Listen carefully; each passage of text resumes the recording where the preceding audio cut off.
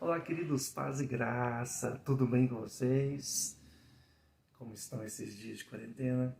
Como está? O Espírito Santo tem agido na sua vida, tem te ajudado a restaurar os altares da sua vida, do seu coração, do seu ministério, para que você possa cumprir o propósito para o qual Ele te criou? Eu espero que sim, nós estamos aqui para te ajudar na medida do possível. Bem, queridos? Nós estamos aqui hoje para fechar o quarto vídeo da série dos fundamentos e portas de acesso ao reino dos céus. Hoje, com a graça de Deus, nós podemos concluir aquilo que Deus tem falado, a revelação que Deus tem falado no nosso coração, que todos nós, como um corpo, nós possamos ser edificados. Amém? Se você não viu os vídeos anteriores, te convido a abrir lá no Mesa TV, no canal do YouTube, ou então no IGTV, do Ministério Mesa, do nosso Instagram. Lembrando que Mesa com Z. Amém? Que o Senhor possa falar ao seu coração, assim como tem falado ao meu. E para fechar hoje, nós falamos no primeiro dia sobre a cidade, sobre a Nova Jerusalém, a cidade celestial, ela ser, na verdade, a noiva do Cordeiro, indo para as bodas, ataviada, pura, santa, sem mácula, ataviada, indo para as bodas, para ter as bodas com Jesus, com o Cordeiro. No segundo vídeo nós falamos sobre os muros, que eles são iguais, que eles têm o mesmo comprimento, a mesma largura, a mesma altura, que tem 3 portas de cada lado, porque ele é quadrado, a cidade é quadrada, e ela é quadrada para que o acesso seja igual para todo mundo, e para que seja facilitado, e o muro também faz separação. Se o muro da cidade, e a cidade é a noiva, eu entendo como muro o vestido da noiva, o vestido branco, o vestido de santidade, preparada, prontinha para se casar com aquele que é puro e santo. Amém? E o terceiro dia nós falamos sobre os fundamentos do muro, os fundamentos que contêm o nome dos 12 apóstolos.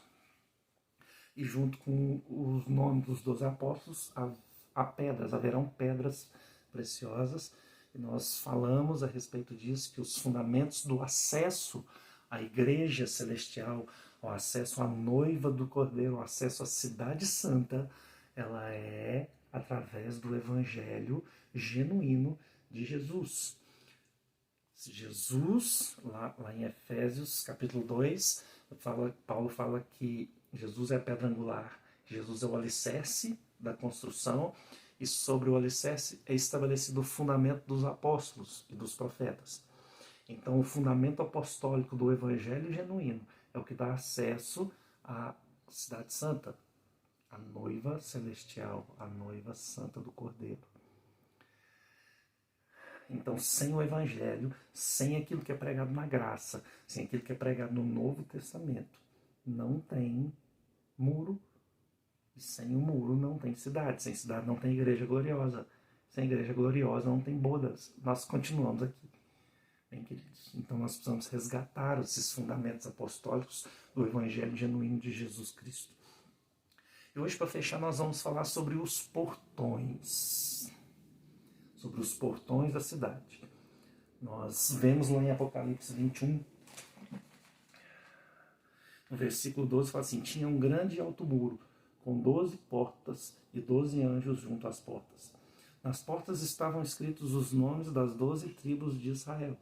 Aí ele fala em seguida aqui, 3 em cada lado, né, da cidade, em cada lado do quadrado.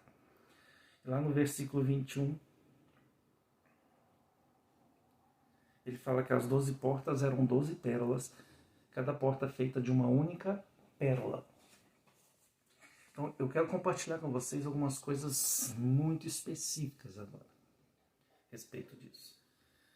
Os fundamentos do muro, os fundamentos da cidade celestial, da igreja celestial, é o Novo Testamento. É a mensagem genuína de Jesus Cristo. Mas o acesso, porque as portas é o que dão acesso de verdade. A gente entra pela porta, não é? Lá consta o nome das 12 tribos de Israel. Por quê? Porque o acesso se dá pelos ensinamentos do Velho Testamento. E aqui eu quero fazer um parênteses. Eu não sei quem que foi o insano que um dia na vida fez separação entre Antigo e Novo, entre Velho e Novo Testamento.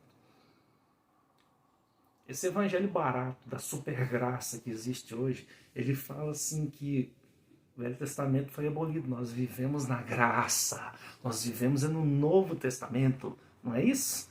Só que não. Hashtag só que não. Porque o acesso é pelo Velho Testamento. 12 tribos de Israel fala do Velho Testamento, fala de Israel.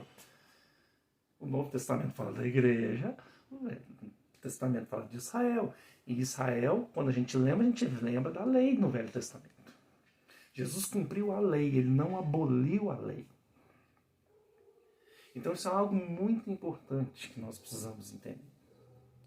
No Velho Testamento, a Bíblia falava assim, nos 10 mandamentos, ele falava assim, não adulterarás. Jesus chegou e falou assim, eu porém vos digo, se você olhar com intenção impura no coração, você adulterou com aquela mulher. A mulher nem sabe você já adulterou, ou com aquele homem. No Velho Testamento, se eu traía e ninguém ficava sabendo, eu ia lá, sacrificava um animal, era remido do meu pecado, mas se eu voltasse à tarde lá e fizesse de novo, eu entregava outro animal. Dependendo das minhas condições, eu podia passar o dia entregando sangue de animal para poder ser purificado. E era purificado. Hoje, isso é impossível. Isso foi abolido. Não é a lei inteira que foi abolida. Ela foi cumprida. Por quê? Porque se eu errei, se eu traí a minha esposa, no Velho Testamento eu tinha que ser apedrejado. Hoje eu não sou apedrejado. Hoje eu sou alvejado por flechas do inimigo. Só isso. Mas se eu busco o sangue de Jesus, eu sou purificado. O escritor de Hebreus fala que Jesus morreu uma única vez. Aliás, a Bíblia inteira fala que Jesus morreu uma única vez pelos meus pecados. Então vamos entender algumas coisas. A graça, ao invés de facilitar, ela dificultou a nossa vida. A graça é maravilhosa. Eu amo a graça. Eu amo mesmo a graça. Se eu tivesse que escolher um dia na vida, é óbvio que eu ia escolher a graça e não a lei. Mas eu não posso abolir a lei, porque Jesus não aboliu, ele cumpriu a lei. É diferente abolir de cumprir. Como que Cristo cumpriu a lei? Como eu estava falando, se eu trair a minha esposa, eu vou lá e busco o perdão de Deus. Mas vamos entender uma coisa. Se eu pecava continuamente e continuamente oferecia um sacrifício no Velho Testamento, e eu era resgatado por aquilo, eu era perdoado por aquilo, agora, na época da graça, o que acontece? Jesus morreu uma única vez. Vou repetir, uma única vez. O apóstolo João, lá na sua carta, 1 de João 3,6, ele fala que nós não podemos permanecer na prática do pecado. Por quê? Porque o escritor de Hebreus complementa, lá em 10, 26, 27, ele fala que é impossível crucificar a Cristo outra vez, porque ele só morreu uma vez. Então, se antes eu pecava, e cada vez eu ia lá entregando sangue de animais, agora é impossível fazer isso. Porque Cristo morreu uma única vez, então não tem como viver na prática do pecado. Então a graça é mais estreita. É a graça que faz, a graça maravilhosa, a graça, ela que faz a porta ser estreita, ela que faz o caminho ser estreito para entrar no reino dos céus. É ela. Vou repetir. Na lei, era o ato que fazia pecar. Agora é a intenção. O que é mais difícil? Então, para quem acha que a graça acabou com tudo, a graça sempre fez parte. Davi traiu com Batseba, os dois tinham que ser apedrejados pela lei. e foram perdoados. Já existia graça, sempre existiu a graça de Deus. Quando Nínive era para ser destruído, que eles se arrependeram, não foi destruído. A graça de Deus se manifestou. A graça sempre esteve presente. Se a graça sempre esteve presente, a lei sempre estará presente. Tanto é que o acesso à porta se refere indiretamente a isso. Não está falando de Moisés, que é a lei pura inteira, mas está falando das tribos, que é quem cumpre a lei. Moisés era legislador, ele entregou a lei. Mas as tribos é que deviam cumprir. Então nós, como a Israel, o novo Israel, nós precisamos entrar por essas portas de cumprimento de lei, entendendo a lei sob a ótica da graça hoje. Algumas coisas ficam mais fáceis, sim, algumas coisas ficam mais fáceis, mas no geral a graça ela amplifica a lei e faz com que ela seja mais exigente em relação à nossa santidade, em relação aos nossos atos de justiça. Amém, queridão?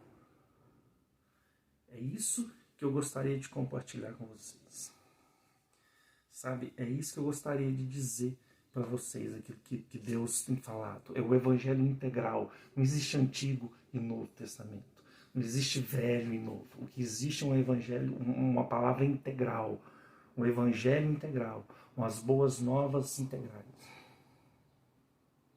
Desde Gênesis 1:1 até Apocalipse 22, perdão. Vou até falar qual que é o versículo, 22, 21. Apocalipse 22, 21.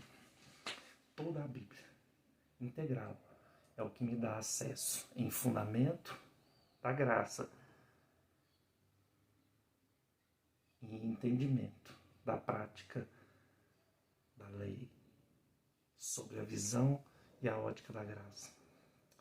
Amém? Espero que Deus tenha falado poderosamente ao seu coração. Sabe, o fato da porta ser uma pérola única é um milagre de Deus. Você consegue imaginar uma pérola de pelo menos 30 metros? O muro tem cerca de 65 metros de altura terá.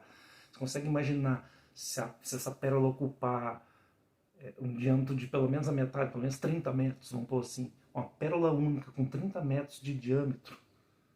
A altura da pérola, largura da pérola. Consegue imaginar isso? Isso é algo sobrenatural, porque é a pérola única. E por que ela é única?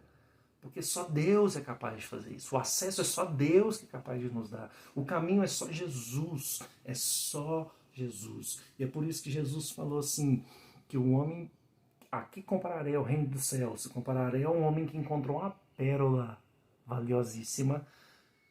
Ele voltou para casa, vendeu tudo o que tinha, foi lá e comprou aquela pérola. Eu creio que a pérola que Jesus estava falando era uma dessas 12 pérolas, com o nome das 12 tribos de Israel. O comprar o acesso, o comprar é eu entregar tudo, eu me desfazer de tudo, eu me desfazer, eu me gastar e me desgastar para encontrar, para percorrer o caminho de Jesus Cristo, o acesso até essa porta e passando por essa porta, entrar pelas ruas de ouro. Amém, queridos? Lembra, a cidade é a noiva. O fundamento é o Evangelho de Jesus. O acesso é a prática da palavra de Deus. Amém? A prática é a palavra inteira de Deus. Que essa palavra encontre o seu coração como uma terra fértil e que essa semente possa crescer, germinar e frutificar no devido tempo. A 30, a 60 e a 100 por 1. Amém? Que o Senhor te abençoe e te guarde.